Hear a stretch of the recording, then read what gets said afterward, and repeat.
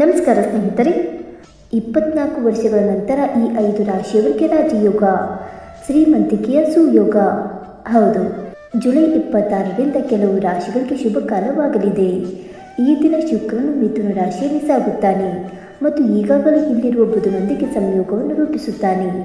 ಈ ಸಂಯೋಗದಿಂದಾಗಿ ಗಜಲಕ್ಷ್ಮಿ ಯೋಗ ರೂಪುಗೊಳ್ಳಲಿದೆ.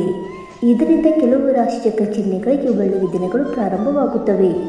ಹೀಗಾಗಿ ಈ ಯೋಗವು ಯಾವ ರಾಶಿಗಳಿಗೆ ಶುಭವಾಗಲಿದೆ ಎಂದು ತಿಳಿಯೋಣ.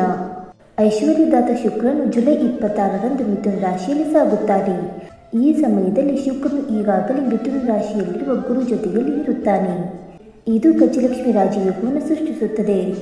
ಈ ಯೋಗವು ಜ್ಯೋತಿಷ್ಯದಲ್ಲಿ ಅತ್ಯಂತ ಶುಭವೆಂದು ಪರಿಗಣಿಸಲಾಗಿದೆ, ಏಕೆಂದರೆ ಇದು ಸಂಪತ್ತು, ಸಮೃದ್ಧಿ ಮತ್ತು ಸೌಕರ್ಯಗಳನ್ನು ಹೆಚ್ಚಿಸುತ್ತವೆ. ಶುಕ್ರನು ಸಂಪತ್ತು, ವೈಭವ, ಸೌಂದರ್ಯ ಮತ್ತು ಪ್ರೀತಿಯ ಅಂಶವಾಗಿದ್ದರೆ ಗುರು ಜ್ಞಾನ, ಸಮೃದ್ಧಿ ಮತ್ತು ಅದೃಷ್ಟದ ಸಂಕೇತವಾಗಿದೆ. ಈ ಎರಡರ ಸಂಯೋಗವು ಆರ್ಥಿಕ ಪ್ರಗತಿ, ವೃತ್ತಿ ಜೀವನದಲ್ಲಿ ಯಶಸ್ಸು ಮತ್ತು ದಾಂಪತ್ಯ ಜೀವನದಲ್ಲಿ ಸಂತೋಷವನ್ನು ತರುತ್ತದೆ. ಮಿಥುನ ರಾಶಿಯಲ್ಲಿ ರೂಪುಗೊಳ್ಳುವ ಈ ಯೋಗವು ರಾಹುವಿನ ಪಂಚಮ ದೃಷ್ಟಿಯ ಪ್ರಭಾವದಲ್ಲಿರುತ್ತದೆ.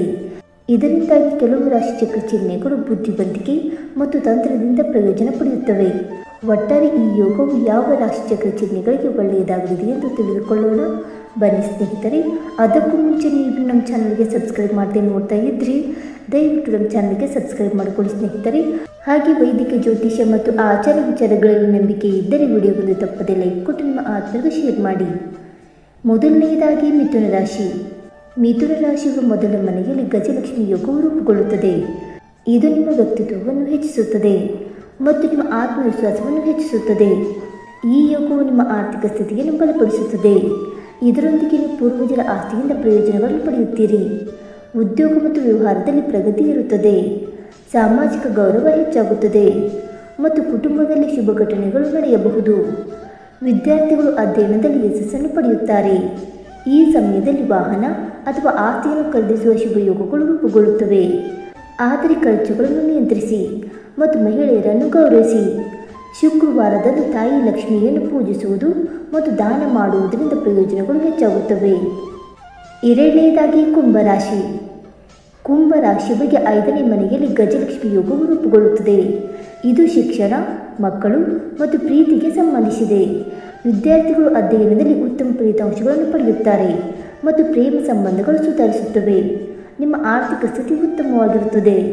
ಹೂಡಿಕೆಯಿಂದ ನೀವು ಪ್ರಯೋಜನ ಪಡೆಯುತ್ತೀರಿ ಮತ್ತು ಪ್ರಯೋಜನಗಳನ್ನು ಪಡೆಯುವುದರ ಜೊತೆಗೆ ನಿಮ್ಮ ಮಕ್ಕಳಿಂದ ನಿಮಗೆ ಒಳ್ಳೆಯ ಸುದ್ದಿ ಸಿಗಬಹುದು. ನಿಮ್ಮ ಸೃಜನಶೀಲತೆಯನ್ನು ಬಳಸಿ ಮತ್ತು ದೊಡ್ಡ ಭರವಸೆಗಳನ್ನು ನೀಡುವುದನ್ನು ತಪ್ಪಿಸಿ. ಮಾತಾ ದುರ್ಗಾ ದೇವಸ್ಥಾನಕ್ಕೆ ತುಪ್ಪವನ್ನು ದಾನ ಮಾಡಿ. ಮೂರನೆಯದಾಗಿ ತುಲಾರಾಶಿ. ತುಲಾರಾಶಿಯವರಿಗೆ ಈ ಯೋಗವು 9ನೇ ಮನೆಯಲ್ಲಿ ರೂಪುಗೊಳ್ಳುತ್ತದೆ. ಇದು ಅದೃಷ್ಟ ಮತ್ತು ಧರ್ಮಕ್ಕೆ ಸಂಬಂಧಿಸಿದೆ. ಈ ಸಮಯದಲ್ಲಿ ನಿಮಗೆ ಎಲ್ಲ ಕ್ಷೇತ್ರಗಳಲ್ಲಿ ಬೆಂಬಲ ಸಿಗುತ್ತದೆ. ಉದ್ಯೋಗ ಮತ್ತು ವ್ಯವಹಾರದಲ್ಲಿ ಪ್ರಗತಿ ಇರುತ್ತದೆ ಮತ್ತು ದೂರದ ಪ್ರಯಾಣಗಳು ಪ್ರಯೋಜನಕಾರಿಯಾಗುತ್ತವೆ. ನೀವು ತಂದೆ ಅಥವಾ ಗುರುಗಳಿಂದ ಸಹಾಯ ಪಡೆಯಬಹುದು ಮತ್ತು ಪ್ರೀತಿ ಮತ್ತು ವೈವಾಹಿಕ ಜೀವನದಲ್ಲಿ ಮಾಧುರ್ಯ ಇರುತ್ತದೆ. ಧಾರ್ಮಿಕ ಚಟುವಟಿಕೆಗಳಲ್ಲಿ ಆಸಕ್ತಿ ಕೂಡ ಹೆಚ್ಚಾಗುತ್ತದೆ. ಮಾತಾ ಲಕ್ಷ್ಮಿಯನ್ನು ಪೂಜಿಸುವುದು ಮತ್ತು ದಾನ ಮಾಡುವುದರಿಂದ 2 ಪಟ್ಟು ಲಾಭವಾಗುತ್ತದೆ. ನಾಲ್ಕನೇದಾಗಿ ಧನುರಾಶಿ. ಧನುರಾಶಿಯವರಿಗೆ ಈ ಯೋಗವು 7ನೇ ಮನೆಯಲ್ಲಿ ರೂಪುಗೊಳ್ಳುತ್ತದೆ ಮತ್ತು ಶುಕ್ರ ಗುರುವಿನ 7ನೇ ದೃಷ್ಟಿ ವಿಶೇಷ ಪ್ರಯೋಜನಗಳನ್ನು ನೀಡುತ್ತದೆ. ವೈವಾಹಿಕ ಜೀವನದಲ್ಲಿ ಸಂತೋಷ ಇರುತ್ತದೆ ಮತ್ತು ಪಾಲುದಾರಿಕೆ ವ್ಯವಹಾರದಲ್ಲಿ ದೊಡ್ಡ ಲಾಭವಾಗಬಹುದು. ಕಾನೂನು ವಿಷಯಗಳಲ್ಲಿ ನಿರ್ಧಾರವು ನಿಮ್ಮ ಪರವಾಗಿ ಬರುತ್ತದೆ ಮತ್ತು ನೀವು ವೃತ್ತಿ ಜೀವನದಲ್ಲಿ ಹೊಸ ಸಾಧನೆಗಳನ್ನು ಪಡೆಯುತ್ತೀರಿ.